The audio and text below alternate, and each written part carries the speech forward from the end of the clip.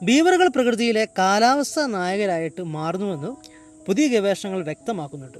ഇവ നിർമ്മിക്കുന്ന അണക്കെട്ടുകൾ, അതായത് ഡാംസ് മൂലം ചതുപ്പ് നിലങ്ങൾ, അതായത് വെറ്റ്ലാൻഡ്സ് രൂപപ്പെടുന്നു. ഈ ചതുപ്പ് നിലങ്ങൾ വൻതോതിൽ കാർബൺ സംഭരിക്കുകയും ഹരിതകൃത വാതകങ്ങളുടെ അളവ് കുറയ്ക്കുകയും ചെയ്യുന്നു. ശാസ്ത്രജ്ഞർ പറയുന്നതനുസരിച്ച് ബീവറുകളുടെ ഈ സ്വാഭാവികമായിട്ടുള്ള പ്രവർത്തനങ്ങൾ കാലാവസ്ഥാ മാറ്റത്തെ നിയന്ത്രിക്കാൻ വേണ്ടി സഹായകമാകുന്ന ഒരു പ്രകൃതി പരിഹാരമായിട്ട് മാറാൻ വേണ്ടി സാധ്യതയുണ്ട്. പ്രകൃതിയായിട്ട് ചേർന്ന് പ്രവർത്തിക്കുന്ന ഇത്തരം മാർഗങ്ങൾ ഭാവിയിൽ കൂടുതൽ പ്രാധാന്യം നേടുമെന്ന് വിദഗ്ധർ വിലയിരുത്തുന്നു. അപ്പോൾ ഇന്നത്തെ നമ്മുടെ അതിഥി ബീവർ എന്ന് പറയുന്ന ജീവിയാണ്.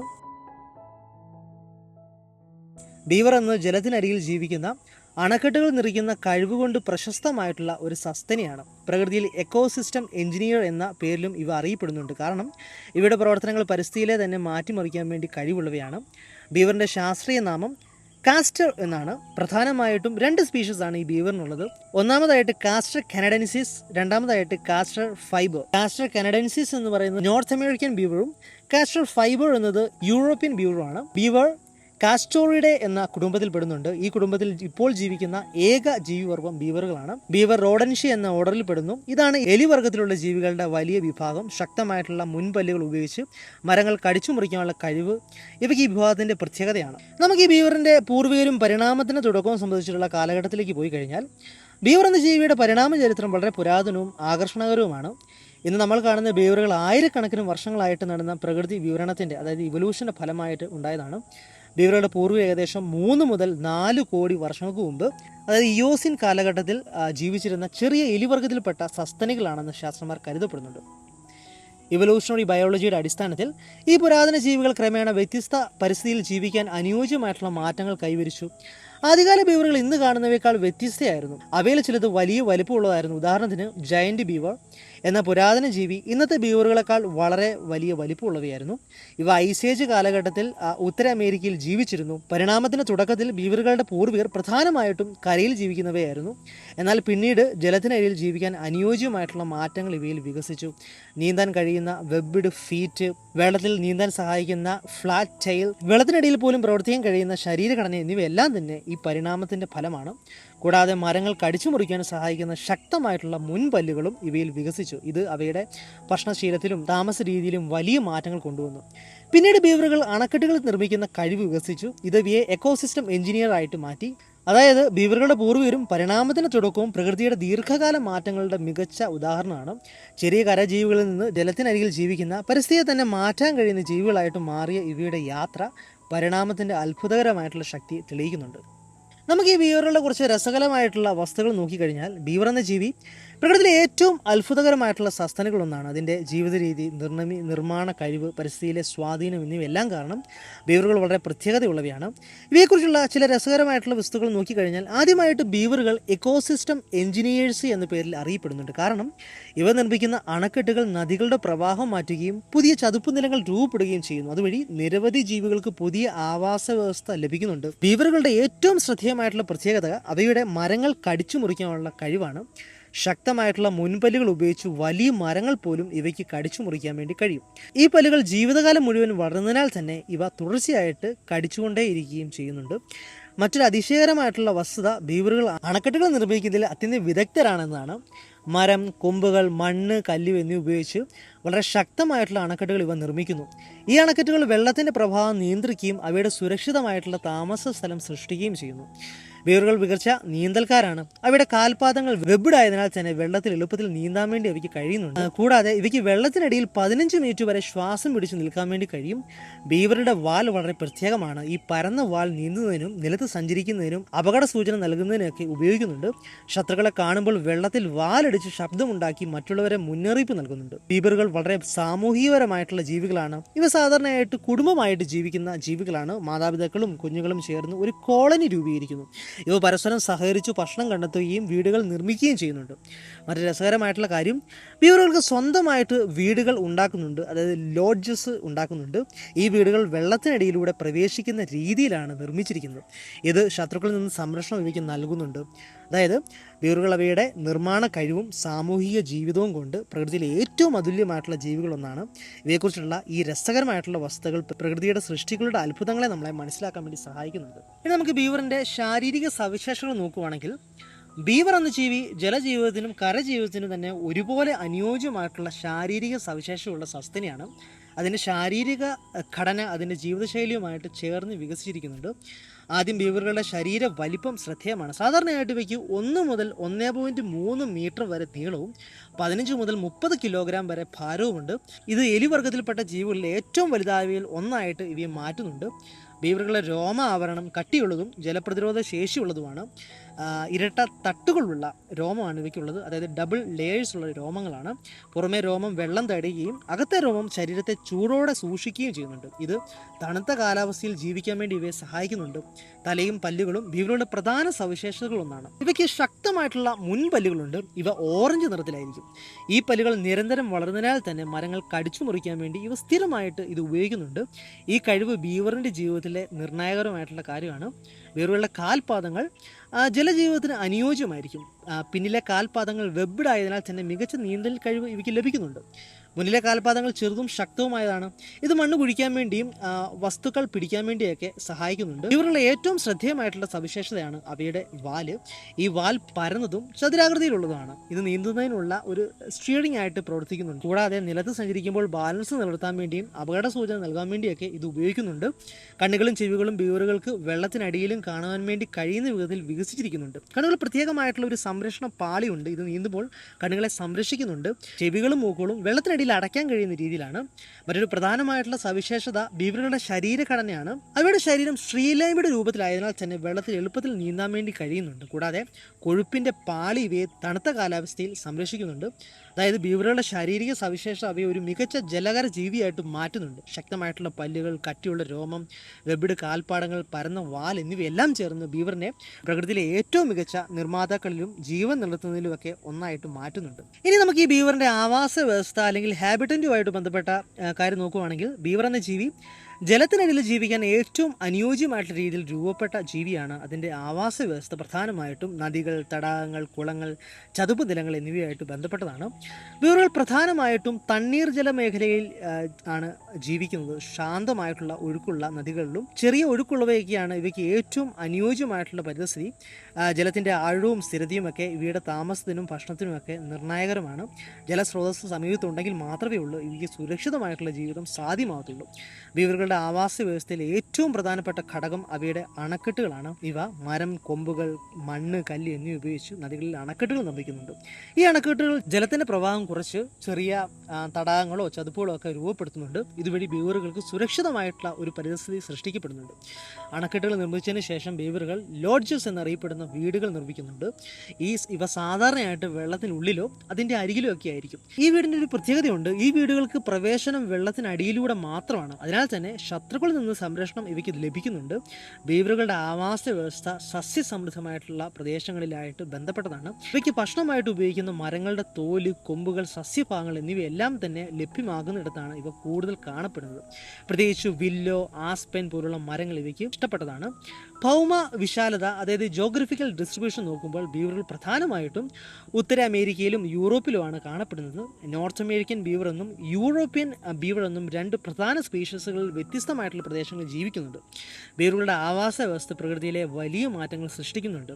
ഇവ നിർമ്മിക്കുന്ന ചതുപ്പ് നിലങ്ങൾ നിരവധി ജീവികൾക്ക് പുതിയ ആവാസ വ്യവസ്ഥ നൽകുന്നുണ്ട്. പക്ഷികൾ, മത്സ്യങ്ങൾ, കീടങ്ങൾ എന്നിവയ്ക്കെല്ലാം ഈ പ്രദേശങ്ങൾ വളരെ പ്രയോജനകരമാണ്. എന്നാൽ മനുഷ്യപ്രവർത്തനങ്ങൾ ബീവറുകളുടെ ആവാസ വ്യവസ്ഥയെ ബാധിക്കുന്നുണ്ട്. കൃഷി, വികസനം, നഗരവൽക്കരണം, ജലസ്രോതസ്സുകളുടെ മാറ്റം എന്നിവ കാരണം ഇവിടെ ആവാസ വ്യവസ്ഥ കുറയുന്നുണ്ട്. അതിനെതിരെ സംരക്ഷണ പ്രവർത്തനങ്ങൾ ഇപ്പോൾ വിവിധ രാജ്യങ്ങളിൽ നടപ്പിലാക്കുന്നുണ്ട്. അതായത് ബീവറുകളുടെ ആവാസ വ്യവസ്ഥ ജലവും സസ്യസമൃദ്ധിയും ചേർന്ന ഒരു സങ്കീർണമായിട്ടുള്ള പരിസ്ഥിതിയാണ്. ഇവ നിർമ്മിക്കുന്ന അണക്കെട്ടുകളും ചതുപ്പ് നിലങ്ങളും ഒക്കെ പ്രകൃതിയുടെ സമതുലനാവസ്ഥ നിലനിർത്താൻ വേണ്ടി നിർണായകരമായിട്ടുള്ള പങ്ക് വഹിക്കുന്നുണ്ട്. നമുക്ക് ഈ ബീവറിൻ്റെ ആഹാരവുമായിട്ട് ബന്ധപ്പെട്ട ഡയറ്റുമായിട്ട് ബന്ധപ്പെട്ട കാര്യം നോക്കുകയാണെങ്കിൽ, ബീവർ എന്ന ജീവി പ്രധാനമായിട്ടും സസ്യഭോജിയാണ്. അതിൻ്റെ ആഹാരശീലങ്ങൾ അതിൻ്റെ ആവാസ വ്യവസ്ഥയായിട്ട് ചേർന്നതാണ്. പ്രത്യേകിച്ച് ജലത്തിനരികിലുള്ള സസ്യങ്ങളെ ആശ്രയിച്ചിട്ടാണ് ഇവ ജീവിക്കുന്നത്. ബീവറുകളുടെ പ്രധാനമായിട്ടുള്ള ഭക്ഷണം മരങ്ങളുടെ തോലാണ്. പ്രത്യേകിച്ച് വില്ലോ, ആസ്പെൻ, ബെർച്ച് തുടങ്ങിയ മരങ്ങളുടെ തോൽ ഇവയ്ക്ക് ഏറെ ഇഷ്ടമാണ്. ശക്തമായിട്ടുള്ള മുൻപല്ലുകൾ ഉപയോഗിച്ച് ഇവ മരങ്ങൾ കടിച്ചു മുറിച്ച് അതിൻ്റെ പുറന്തോൽ ഭക്ഷിക്കുന്നുണ്ട്. അതിനു പുറമെ ബീവറുകൾ കൊമ്പുകൾ, ഇലകൾ, വേരുകൾ എന്നിവയും ഭക്ഷിക്കുന്നുണ്ട്. ചെറുതായിട്ടുള്ള മരച്ചിലകൾ ഇവയുടെ സ്ഥിരമായിട്ടുള്ള ഭക്ഷണമാണ്. ജലത്തിനരികിലുള്ള സസ്യങ്ങൾ, പ്രത്യേകിച്ച് ജലസസ്യങ്ങൾ ഇവയുടെ ഭക്ഷണത്തിൽ സംരക്ഷണത്തിൽ പ്രധാനമായിട്ടുള്ള പങ്ക് വഹിക്കുന്നുണ്ട്. ബീവറുകൾ കാലാവസ്ഥ അനുസരിച്ച് ആഹാരം മാറ്റുന്നവരാണ്. വേനൽക്കാലത്ത് ഇവയ്ക്ക് പുതിയതായിട്ട് വളരുന്ന ഇലകളും സസ്യങ്ങളും ലഭ്യമായതിനാൽ തന്നെ അവ കൂടുതൽ കഴിക്കുന്നുണ്ട്. എന്നാൽ ശീതകാലത്ത് വിൻ്റർ ടൈം ആകുമ്പോൾ ഭക്ഷണം കുറയുന്നതിനാൽ തന്നെ ഇവ മുൻകൂട്ടി സംഭരിച്ചിട്ടുള്ള മരച്ചില്ലകളും കൊമ്പുകളും ഒക്കെ ഉപയോഗിക്കുന്നുണ്ട്. മറ്റൊരു പ്രധാനമായിട്ടുള്ള പ്രത്യേകത ബീവറുകളുടെ ഭക്ഷണം സംഭരിക്കാനുള്ള കഴിവാണ്. ശീതകാലം വരുന്നതിന് മുമ്പ് ഇവ വെള്ളത്തിനടിയിൽ മരച്ചിലകൾ സംഭരിച്ചു വെൽക്കുന്നു. അതുവഴി മഞ്ഞ് പിടിച്ച കാലത്ത് ഇവയ്ക്ക് ഭക്ഷണം ലഭ്യമാകുന്നുണ്ട്. ബീവറുകളുടെ ഡൈജഷൻ സസ്യഭക്ഷണത്തിന് അനുയോജ്യമായിട്ടുള്ള രീതിയിലാണ്. മരങ്ങളുടെ തോൽ പോലുള്ള കടുത്ത ഭക്ഷണവും ഇവയ്ക്ക് ജീർണിക്കാനാവും. ഇത് ഇവയുടെ ജീവൻ നിലനിർത്തുന്നതിന് വളരെ സഹായകരമാണ്. അതായത് ബീവറുകളുടെ ആഹാരശീലം പ്രകൃതിയുമായിട്ട് ചേർന്നതും പരിസ്ഥിതിയെ സ്വാധീനിക്കുന്നതുമാണ്. സസ്യങ്ങളെ ആശ്രയിച്ചിട്ടുള്ള ഭക്ഷണ രീതി ഇവയെ ഒരു പ്രധാന എക്കോളജിക്കൽ ഘടകമായിട്ട് മാറ്റുന്നുണ്ട്. ഇവയുടെ ഭക്ഷണ രീതികൾ തന്നെ അവയുടെ ആവാസ വ്യവസ്ഥയ്ക്കും പരിസ്ഥിതിക്കും ഒക്കെ രൂപപ്പെടുന്നതിൽ വലിയ പങ്ക് വഹിക്കുന്നുണ്ട്. നമുക്ക് ബീവറുടെ പെരുമാറ്റമായിട്ട് ബന്ധപ്പെട്ട കാര്യം നോക്കുകയാണെങ്കിൽ ബീവറുകൾ എന്ന ജീവിയുടെ പെരുമാറ്റം അതിൻ്റെ ബുദ്ധിശേഷിയും സാമൂഹിക ജീവിതവും പ്രകടിപ്പിക്കുന്നതായിട്ടാണ് വിലയിരുത്തപ്പെടുന്നത്. പ്രകൃതിയിലെ എക്കോസിസ്റ്റം എഞ്ചിനീയർ എന്ന നിലയിൽ അറിയപ്പെടുന്ന ബീവറുകളുടെ പെരുമാറ്റങ്ങൾ പരിസ്ഥിതിയെയും മറ്റ് ജീവികളെയൊക്കെ ശക്തമായിട്ട് സ്വാധീനിക്കുന്നവയാണ്. ആദ്യം തന്നെ ബീവറുകളുടെ ഒരു രാത്രികാല ജീവികൾ, അതായത് ഒരു നൊക്ചറൽ ആനിമൽസ് ആണ്. സാധാരണയായിട്ട് ഇവ രാത്രി സമയത്താണ് കൂടുതൽ സജീവമാകുന്നത്. ഭക്ഷണം കണ്ടെത്തൽ, മരങ്ങൾ കടിച്ചു മുറിക്കൽ, അണക്കെട്ടുകൾ നിർമ്മിക്കൽ തുടങ്ങിയ പ്രവർത്തനങ്ങൾ ഇവർ രാത്രി സമയത്താണ് ചെയ്യുന്നത്. പകലിൽ ഇവയ്ക്ക് സാധാരണയായിട്ട് അവയുടെ ലോഡ്ജസ് എന്ന വീടുകൾ വിശ്രമിക്കുകയാണ് ചെയ്യുന്നത്. ബീവറുകളുടെ ഏറ്റവും ശ്രദ്ധേയമായിട്ടുള്ള പെരുമാറ്റം അണക്കെട്ടുകൾ നിർമ്മിക്കുന്ന ശീലമാണ്. മരം, കൊമ്പുകൾ, മണ്ണ്, കല്ല് എന്നിവയൊക്കെ ഉപയോഗിച്ച് വളരെ സങ്കീർണമായിട്ടുള്ള അണക്കെട്ടുകൾ നിർമ്മിക്കുന്നുണ്ട്. ഇത് വെറും താമസത്തിന് മാത്രമല്ല, മറിച്ച് ജലത്തിന്റെ പ്രവാഹം നിയന്ത്രിച്ച് സുരക്ഷിതമായിട്ടുള്ള പരിസ്ഥിതി സൃഷ്ടിക്കുവാനാണ്. ഇവ സാമൂഹികമായിട്ടുള്ള ജീവികളാണ്, അതായത് സോഷ്യൽ ആനിമൽസ് ആണ്. സാധാരണയായിട്ട് ഒരു കുടുംബമായിട്ട് ജീവിക്കുന്നു. മാതാപിതാക്കളും കുഞ്ഞുങ്ങളും ഒക്കെ ചേർന്ന് ഒരു കോളനി രൂപപ്പെടുന്നുണ്ട്. ഓരോ കുടുംബവും തങ്ങളുടെ പ്രദേശം സംരക്ഷിക്കുകയും പരസ്പരം സഹകരിച്ച് പ്രവർത്തിക്കുകയും ചെയ്യുന്നു. ബീവറുകൾക്ക് ഒരു ടെറിട്ടോറിക്കൽ ബിഹേവിയർ സ്വഭാവമുണ്ട്. അവ തങ്ങളുടെ പ്രദേശം അടയാളപ്പെടുത്താൻ വേണ്ടി ഗന്ധം ഉപയോഗിക്കുന്നുണ്ട്. അതുവഴി മറ്റ് ബീവറുകൾക്ക് ഈ പ്രദേശം ഇതിനകം അധിവസിച്ചിരിക്കുന്നുവെന്ന് അറിയിക്കുന്നുണ്ട്. മറ്റൊരു പ്രധാനമായിട്ടുള്ള പെരുമാറ്റം അപകട സൂചന നൽകലാണ്. ശത്രുക്കളെ കണ്ടാൽ ബീവർ തന്റെ പരന്ന വാൽ വെള്ളത്തിൽ ശക്തമായിട്ട് അടിച്ചു വലിയ ശബ്ദം ഉണ്ടാക്കും. ഇത് മറ്റ് ബീവറുകൾക്ക് അപകട സൂചന നൽകുന്നു. ബീവറുകൾ പ്രവർത്തനക്ഷമതയുള്ള നിർമ്മാതാക്കളാണ്. ഇവ അവയുടെ വീടുകൾ വെള്ളത്തിനുള്ളിലോ അതിൻ്റെ അരികിലോ ഒക്കെ നിർമ്മിക്കുന്നുണ്ട്. ഈ വീടുകൾക്ക് വെള്ളത്തിനടിയിലൂടെ പ്രവേശനം ഉണ്ടാക്കുന്നതിനാൽ തന്നെ ശത്രുക്കൾക്ക് എത്താൻ വേണ്ടി പ്രയാസകരമാണ്. കൂടാതെ ബീവറുകൾക്ക് സംഘടിത പ്രവർത്തന ശൈലിയുണ്ട്. കുടുംബാംഗങ്ങൾ ചേർന്ന് അണക്കെട്ടുകൾ പണിയുകയും ഭക്ഷണം ശേഖരിക്കുകയും ചെയ്യുന്നുണ്ട്. ഇത് അവയുടെ ജീവൻ നിലനിർത്തുന്നതിൽ നിർണായകരമായിട്ടുള്ള കാര്യമാണ്. അതായത് ബീവറുകളുടെ പെരുമാറ്റം ബുദ്ധിയുടെയും സഹകരണത്തിൻ്റെയും മികച്ച ഉദാഹരണമാണ്. അണക്കെട്ടുകൾ നിർമ്മിക്കുന്ന കഴിവ്, സാമൂഹികപരമായിട്ടുള്ള ജീവിതം, സുരക്ഷാ സംവിധാനങ്ങൾ എന്നിവയെല്ലാം തന്നെ പ്രകൃതിയിലെ ഏറ്റവും അതുല്യമായിട്ടുള്ള ജീവികളിൽ ഒന്നായിട്ട് ഇവയെ മാറ്റുന്നുണ്ട്. ഇനി നമുക്ക് ഈ ബീവറിൻ്റെ പ്രജനനവുമായിട്ട് ബന്ധപ്പെട്ട റീപ്രൊഡക്ഷനുമായിട്ട് ബന്ധപ്പെട്ട വിവരത്തെപ്പറ്റി നോക്കുകയാണെങ്കിൽ ബീവർ എന്ന ജീവിയുടെ പ്രജനന രീതി അതിൻ്റെ സാമൂഹിക ജീവിതത്തോടും കുടുംബ സംവിധാനത്തോടും അടുത്ത ബന്ധമുള്ളതാണ്. ബീവറുകൾ സാധാരണയായിട്ട് ഏകഭാര്യ ഏകഭർത്തൃ ബന്ധം പുലർത്തുന്ന ജീവികളാണ്. അതായത് ഒരു കൂട്ടുകാരുമായിട്ട് ദീർഘകാലം ബന്ധം നിലനിർത്തുന്നുണ്ട്. ബീവറുകളുടെ പ്രജനനകാലം സാധാരണയായിട്ട് ശീതകാലത്തിൻ്റെ അവസാനം മുതൽ വസന്തകാലത്തിൻ്റെ തുടക്കം വരെ ആയിരിക്കും. അതായത് ജനുവരി മുതൽ മാർച്ച് വരെയുള്ള കാലഘട്ടം. ഈ സമയത്ത് ആൺപെൺ ബീവറുകൾ കൂട്ടുകൂടുകയും കുഞ്ഞുങ്ങളെ ജനിപ്പിക്കാൻ വേണ്ടി തയ്യാറാവുകയും ചെയ്യുന്നു. പെൺ ബീവറിൻ്റെ ഗർഭകാലം ഏകദേശം 100 മുതൽ 110 ദിവസം വരെയാണ്. ഗർഭകാലം പൂർത്തിയാക്കിയ ശേഷം സാധാരണയായിട്ട് 2 മുതൽ 4 കുഞ്ഞുങ്ങൾ വരെ ജനിക്കുന്നുണ്ട്. ചിലപ്പോൾ ഇത് 1 മുതൽ 6 വരെ എന്ന് വ്യത്യസ്തപ്പെട്ടേക്കാം. കുഞ്ഞുങ്ങൾ ജനിക്കുമ്പോൾ തന്നെ കണ്ണുകൾ തുറന്ന നിലയിലും രോമാവരണം ഉള്ളവയായിരിക്കും. ഇവ ജനിച്ച ഉടൻ തന്നെ വെള്ളത്തിനടിയിൽ നീന്താൻ കഴിയുന്ന ശേഷിയുള്ളവയാണ്. എന്നാൽ തുടക്കത്തിൽ മാതാപിതാക്കളുടെ സംരക്ഷണം വളരെ ആവശ്യമുള്ളതാണ്. ബീവറുകളുടെ കുടുംബ സംവിധാനം പ്രജനനത്തിൽ വളരെ പ്രധാനമാണ്. മാതാപിതാക്കളോടൊപ്പം കഴിഞ്ഞ വർഷത്തിലെ കുഞ്ഞുങ്ങളും പുതിയ കുഞ്ഞുങ്ങളും വളരുന്നതിൽ സഹായിക്കുന്നുണ്ട്. ഇതൊരു കൂട്ടായ്മയിലുള്ള വളർച്ചാ രീതിയാണ്. കുഞ്ഞുങ്ങൾ സാധാരണയായിട്ട് 2 വർഷം വരെ മാതാപിതാക്കളോടൊപ്പം തുടരുന്നുണ്ട്. ഈ സമയത്ത് അവർ അണക്കെട്ടുകൾ നിർമ്മിക്കൽ, ഭക്ഷണം കണ്ടെത്തൽ, ശത്രുക്കളിൽ നിന്ന് രക്ഷപ്പെടൽ തുടങ്ങിയ കഴിവുകൾ പഠിപ്പിക്കുന്നുണ്ട്. തുടർന്ന് അവർ പുതിയ പ്രദേശങ്ങളിലേക്ക് മാറി സ്വയം കുടുംബം ആരംഭിക്കുന്നു. ബീവറുകളുടെ പരിപാലന ശീലം വളരെ ശക്തമായിട്ടുള്ളതാണ്. മാതാപിതാക്കൾ കുഞ്ഞുങ്ങളെ സംരക്ഷിക്കുകയും ഭക്ഷണം കണ്ടെത്തുകയും സുരക്ഷിതമായിട്ടുള്ള അന്തരീക്ഷം ഒരുക്കുകയും ചെയ്യുന്നുണ്ട്. ലോഡ്ജസ് എന്ന വീടുകൾ കുഞ്ഞുങ്ങൾക്ക് സുരക്ഷിതമായിട്ടുള്ള അഭയം നൽകുന്നുണ്ട്. അതായത് ബീവറുകളുടെ പ്രജനന രീതി അവയുടെ സാമൂഹികവും സഹകരണവുമായിട്ടുള്ള ജീവിതശൈലിയുടെ ഭാഗമാണ്. കുടുംബമായിട്ട് ജീവിക്കുകയും പരസ്പരം സഹായിക്കുകയും ചെയ്യുന്ന ഈ രീതി ബീവറുകളുടെ നിലനിൽപ്പിനും പരിസ്ഥിതിയുമായിട്ടുള്ള അവയുടെ വിജയത്തിനുമൊക്കെ പ്രധാനമായിട്ടുള്ള കാരണമാണ്. ബീവറുകളുടെ ആയുസ് സാധാരണയായിട്ട് വൈൽഡിൽ 10 മുതൽ 15 വർഷം വരെയാണ്. ചില സാഹചര്യങ്ങളിൽ പ്രത്യേകിച്ച് സംരക്ഷിത പ്രദേശങ്ങളിലോ അതായത് ക്യാപ്റ്റിവിറ്റിയിലോ ഒക്കെ ഇവയ്ക്ക് 20 വർഷം വരെ ജീവിക്കാൻ വേണ്ടി കഴിയുന്നുണ്ട്. പരിസ്ഥിതിയുടെ ഗുണമേന്മയും ഭക്ഷണ ലഭ്യതയും ഒക്കെ ഇവയുടെ ആയുസിനെ സ്വാധീനിക്കുന്ന ഘടകങ്ങളാണ്. എന്നാൽ ബീവറുകൾക്ക് പല വിധത്തിലുള്ള ഭീഷണികൾ നേരിടേണ്ടി വരുന്നുണ്ട്. ഏറ്റവും വലിയ ഭീഷണി മനുഷ്യ പ്രവർത്തനങ്ങൾ തന്നെയാണ്. വനനശീകരണം, ജലസ്രോതസ്സുകളുടെ മാറ്റം, നഗരവൽക്കരണം എന്നിവയൊക്കെ അവയുടെ ആവാസ വ്യവസ്ഥയെ നശിപ്പിക്കുന്നുണ്ട്. ഇതുവഴി ഭക്ഷണ ലഭ്യതയും സുരക്ഷയും കുറയുന്നുണ്ട്. മറ്റൊരു പ്രധാന ഭീഷണി വേട്ടയാടലാണ്, ഹണ്ടിങ് ആണ്. ബീവറുകളുടെ രോമം വളരെ വിലപ്പെട്ടതായതിനാൽ തന്നെ പഴയകാലത്ത് ഇവയെ വ്യാപകമായിട്ട് വേട്ടയാടപ്പെട്ടിരുന്നു. ഇത് കാരണം പല പ്രദേശങ്ങളിലും ഇവയുടെ എണ്ണം കുറയാൻ വേണ്ടി കാരണമായിട്ടുണ്ട്. ബീവറുകൾക്ക് പ്രകൃതിയിൽ ചില സ്വാഭാവികമായിട്ടുള്ള ശത്രുക്കളുമുണ്ട്. പ്രധാനമായിട്ടും വോൾഫ്, ബിയർ, കൊയോട്ട് കൂടാതെ ചില വലിയ പക്ഷികളും ഒക്കെ ഇവയെ വേട്ടയാടപ്പെടുന്നുണ്ട്. പ്രത്യേകിച്ച് കുഞ്ഞുങ്ങളെയാണ് ഇത്തരം ശത്രുക്കൾ ഇരയാക്കുന്നത്. വെള്ളത്തിനടിയിൽ ജീവിക്കുന്നതിനാൽ തന്നെ ബീവറുകൾക്ക് ജലപരിസ്ഥിതിയിലെ മാറ്റങ്ങളും ഒരു ഭീഷണി തന്നെയാണ്. ജലമലിനീകരണം, ജലനിരപ്പ് കുറയുക, കൂടുക തുടങ്ങിയവയൊക്കെ ഇവയെ ജീവിതത്തെ ബാധിക്കുന്ന ഘടകങ്ങളാണ്. എങ്കിലും ബീവറുകൾക്ക് ചില രക്ഷാ കവചങ്ങളുണ്ട്. ഇവയുടെ അണക്കെട്ടുകളും ലോഡ്ജസുകളും ഒക്കെ ശത്രുക്കളിൽ നിന്ന് ഇവയെ സംരക്ഷണം നൽകുന്നുണ്ട്. കൂടാതെ അപകട സൂചന നൽകുന്ന വാലടിക്കുന്ന ശീലം ഇവയെ രക്ഷിക്കാൻ വേണ്ടി സഹായിക്കുന്നുണ്ട്. ചുരുക്കി പറഞ്ഞു കഴിഞ്ഞാൽ ബീവറുകളുടെ ആയുസ്സും ജീവൻ നിലനിർത്തലുമൊക്കെ പ്രകൃതിയിലും മനുഷ്യ പ്രവർത്തനങ്ങളും ഒക്കെ തമ്മിലുള്ള സമതുലനാവസ്ഥയിൽ ആശ്രയിച്ചിരിക്കുന്ന ഘടകങ്ങളാണ്. ഭീഷണികൾ ഉള്ളതിനിടയിലും ശരിയായ സംരക്ഷണ പ്രവർത്തനങ്ങൾ ഉണ്ടെങ്കിൽ മാത്രമേ ബീവറുകൾക്ക് ദീർഘകാലം നിലനിർത്താൻ വേണ്ടി കഴിയുകയുള്ളൂ. ഇനി നമുക്ക് ഇവയുടെ കൺസർവേഷൻ സ്റ്റാറ്റസുമായിട്ട് ബന്ധപ്പെട്ട കാര്യം നോക്കുകയാണെങ്കിൽ, ബീവർ എന്ന ജീവിയുടെ സംരക്ഷണ നില കാലക്രമേണ വലിയ മാറ്റങ്ങൾ കണ്ടിട്ടുണ്ട്. ഒരു കാലത്ത് വ്യാപകമായിട്ട് വേട്ടപ്പെട്ടതിനാൽ തന്നെ ഇവയുടെ എണ്ണം ഗണ്യമായിട്ട് കുറഞ്ഞിരുന്നെങ്കിലും ഇന്ന് നിരവധി സംരക്ഷണ ശ്രമങ്ങൾ കാരണം പല പ്രദേശങ്ങളിലും ഇവയുടെ എണ്ണം വീണ്ടെടുക്കപ്പെട്ടിട്ടുണ്ട്. ബീവറുകളുടെ രണ്ട് പ്രധാന സ്പീഷീസുകളാണ് നോർത്ത് അമേരിക്കൻ ബീവറും യൂറോപ്യൻ ബീവറും. ഇവയുടെ സംരക്ഷണ നില വ്യത്യസ്ത പ്രദേശങ്ങളിൽ വ്യത്യാസപ്പെട്ടിട്ടുണ്ട്. International union for conservation of നേച്ചറിന്റെ വിലയിരുത്തലനുസരിച്ച് ഇരു സ്പീഷീസുകളും ഇപ്പോൾ പൊതുവെ ലീസ്റ്റ് കൺസേൺ വിഭാഗത്തിലാണ് ഉൾപ്പെട്ടിരിക്കുന്നത്. അതായത് ഇപ്പോൾ ഇവയുടെ നില സ്ഥിരതയുള്ളതാണെങ്കിലും ഭീഷണികൾ ഇപ്പോഴും നിലനിൽക്കുന്നുണ്ട്. ചരിത്രപരമായിട്ട് ബീവറുകൾ അവയുടെ രോമത്തിനും കാസ്റ്റോറിയം എന്ന സ്രവത്തിനുമായിട്ട് വ്യാപകമായിട്ട് വേട്ടയാടപ്പെട്ടു. പ്രത്യേകിച്ച് യൂറോപ്പിലും ഉത്തര അമേരിക്കയിലും ഇവയുടെ ജനസംഖ്യ വളരെ കുറവായിരുന്നു. ചില പ്രദേശങ്ങളിൽ ഇവ സമ്പൂർണ്ണമായിട്ട് ഇല്ലാതായിരുന്നതായിട്ടും രേഖപ്പെടുത്തിയിട്ടുണ്ട്. എന്നാൽ പല രാജ്യങ്ങളിലും വേട്ടയാടൽ നിയന്ത്രണങ്ങൾ, സംരക്ഷണ മേഖലകൾ, പുനരധിവാസ പദ്ധതികൾ എന്നിവയൊക്കെ നടപ്പിലാക്കി. ഇതുവഴി ബീവറുകളുടെ ജനസംഖ്യ വീണ്ടും ഉയരാൻ വേണ്ടി തുടങ്ങി. ഇന്ന് ബീവറുകൾ നേരിടേണ്ടി വരുന്ന പ്രധാനമായിട്ടുള്ള വെല്ലുവിളികൾ ആവാസ വ്യവസ്ഥയിലെ നഷ്ടം, ജലമാലിന്യം, മനുഷ്യ വന്യജീവി സംഘർഷം എന്നിവയൊക്കെയാണ്. ചിലപ്പോൾ ഇവ നിർമ്മിക്കുന്ന അണക്കെട്ടുകൾ മനുഷ്യ പ്രവർത്തനങ്ങളെ ബാധിക്കുന്നതിനാൽ തന്നെ ഇവ നീക്കം ചെയ്യുന്നതും പ്രശ്നമായിട്ട് മാറുന്നുണ്ടെങ്കിലും ബീവറുകളുടെ പ്രാധാന്യം ഇപ്പോൾ കൂടുതൽ തിരിച്ചറിഞ്ഞിട്ടുണ്ട്. ഇവ നിർമ്മിക്കുന്ന ചതുപ്പ് നിലങ്ങൾ ജൈവ വൈവിധ്യം വർദ്ധിപ്പിക്കുകയും ജലസംരക്ഷണം, കാലാവസ്ഥാ നിയന്ത്രണം എന്നിവയ്ക്കൊക്കെ സഹായകരമാകുന്നുണ്ട്. അതുകൊണ്ട് പല രാജ്യങ്ങളിലും ബീവറുകളെ സംരക്ഷിക്കാൻ വേണ്ടി കൂടുതൽ പ്രാധാന്യം നൽകുന്നുണ്ട്. അതായത് ബീവറുകളുടെ സംരക്ഷണ നില ഇപ്പോൾ മെച്ചപ്പെട്ട നിലയിലാണെങ്കിലും ഭാവിയിൽ ഇവയുടെ നില സ്ഥിരമായിട്ട് നിലനിർത്താൻ വേണ്ടി തുടർച്ചയായിട്ടുള്ള സംരക്ഷണ പ്രവർത്തനങ്ങൾ ആവശ്യമാണ്. പ്രകൃതിയുമായിട്ടുള്ള സമതുലനാവസ്ഥ നിലനിർത്തുന്നതിൽ ബീവറുകൾ വഹിക്കുന്ന പങ്ക് വളരെ വിലപ്പെട്ടതാണ്.